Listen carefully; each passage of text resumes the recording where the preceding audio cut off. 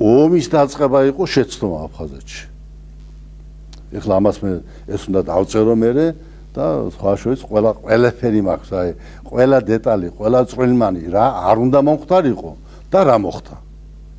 ეს ხო ომი არ იყო, ომი არ უნდა დაწყებულიყო.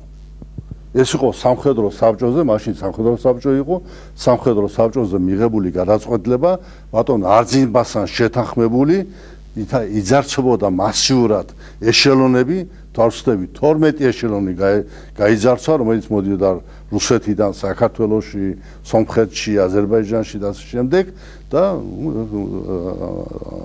უბედურებისთვის თავი უნდა დაგვეღწია. და შევთანხმდით, რომ გაგვეგზავნა სამხედრო ნაწილები, რომელთაც ეგზალებოდათ, აი ჩემი სიტყვები ახლაც მახსოვს, სამხედრო საბჭოზე გამოსვლა ჩემი, მე მთავარსარდალი არ ვიყავი მაშინ, უბრალოდ საბჭოს თავმჯდომარე ვიყავი, ჩემ ნათქვამი ასეთია, ეგზალებათ ქალაქებში და სოფლებში შესვლა. უნდა იყოს სამ ადგილზე, სამტრედიასთან, სოხუმთან ახლოს დაბანაკებული და ლესელიძესთან ახლოს დაბანაკებული. და აი გააცილონ მატარებლები ამისთვის. და არავითარი ომის შესახებ გადაწყვეტილება მაშინ მიღებული არ ყოფილა.